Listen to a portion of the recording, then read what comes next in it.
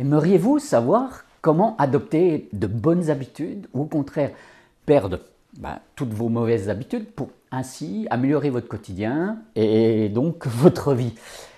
Eh bien, je vous propose de voir les différentes étapes, les 3 étapes que vous pouvez suivre tout simplement pour cela.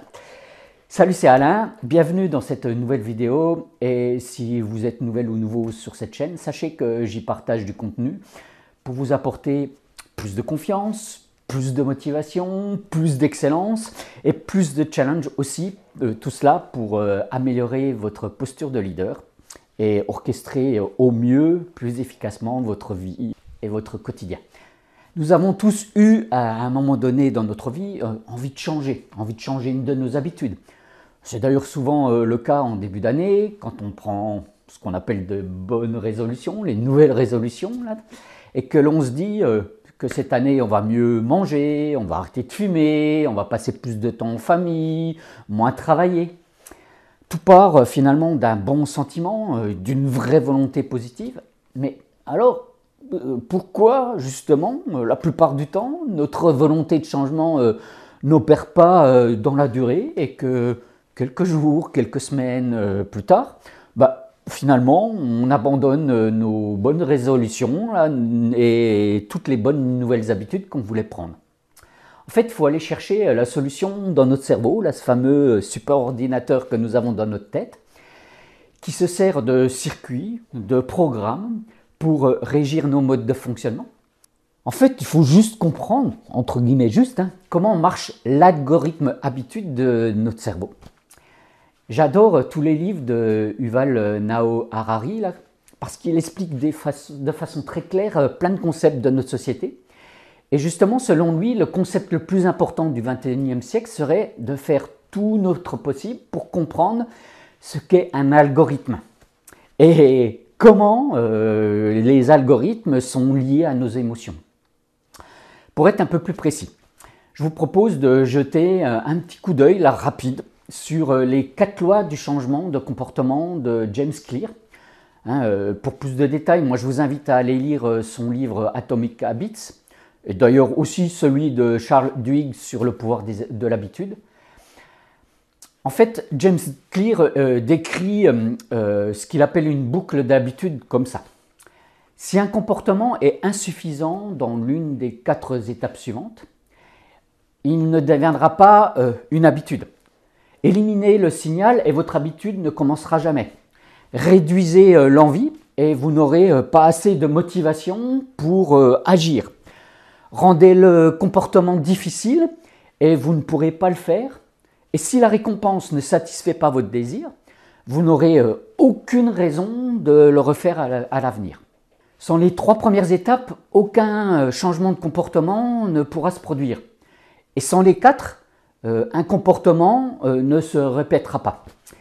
En gros, si je résume les 4 lois, nous utilisons un signal pour déclencher un besoin qui motive une réponse, qui fournit une récompense, qui satisfait le besoin et qui finalement devient associé au signal.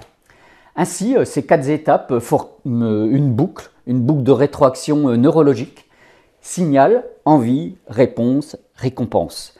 Signal, envie, réponse, récompense. Signal, envie, réponse, récompense, et comme ça à l'infini. Et c'est ce processus-là qui nous permet à tous de finalement créer des habitudes, c'est-à-dire des actions qui deviennent automatiques.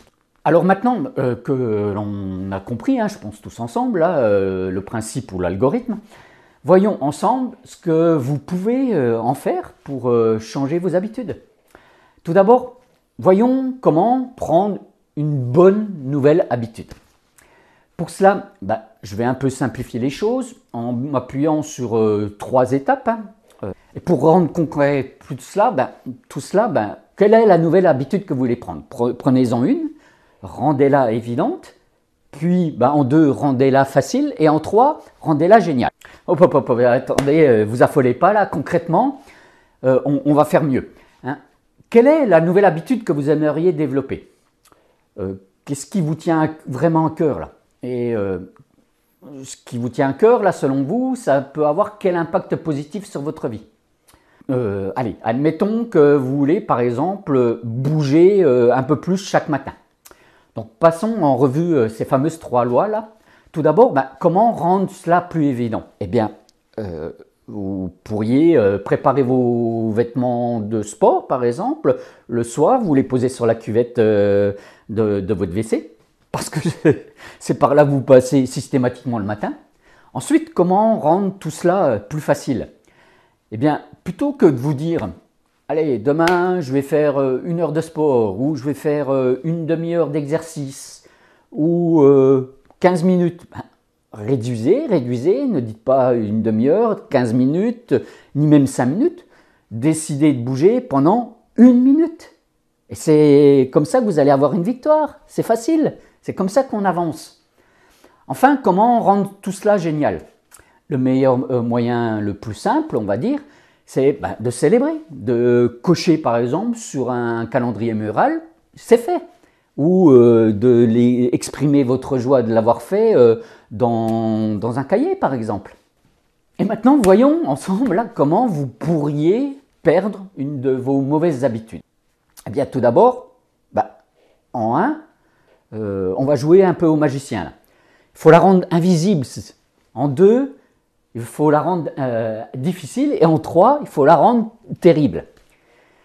Alors, pour être plus concret, comme on l'a fait tout à l'heure, là, admettons que vous vouliez moins utiliser votre smartphone parce que vous vous rendez compte que c'est pas bon pour vous et que vous avez trop tendance le matin, dès que vous vous levez, là, à saisir votre smartphone pour vous précipiter sur les réseaux sociaux, vos mails et autres. Tout d'abord, comment rendre cela invisible? Eh bien, que diriez-vous de décider de ne plus poser votre téléphone sur votre table de nuit et de le laisser en mode avion dans la cuisine avant d'aller vous coucher? C'est un moyen solide qui permet de le rendre invisible, je pense. Deuxièmement, comment rendre cela difficile?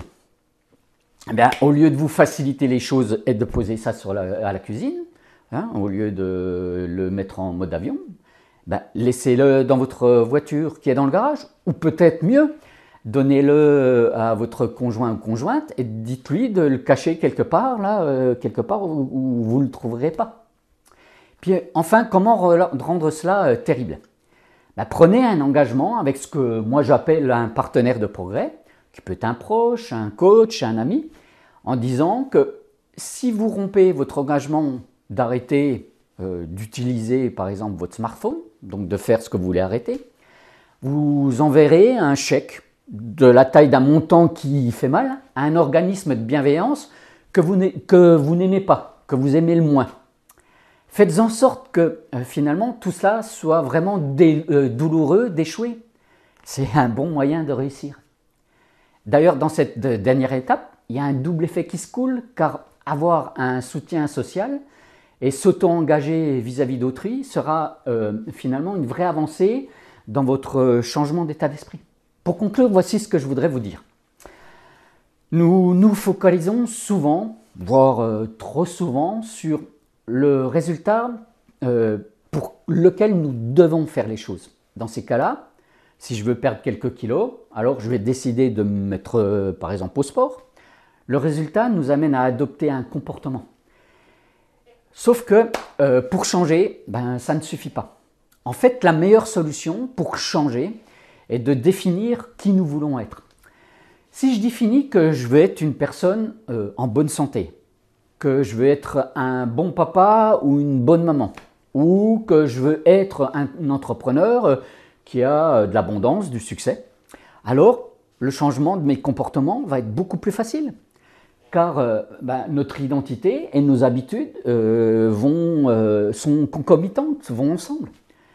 Allez, je vous laisse réfléchir à tout cela.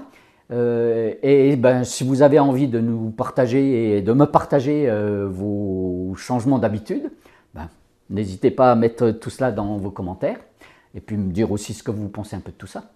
Allez, en attendant de se retrouver très vite, explorez votre vie, passez à l'action et surtout, changez votre réalité. À tout vite. Ciao, bye.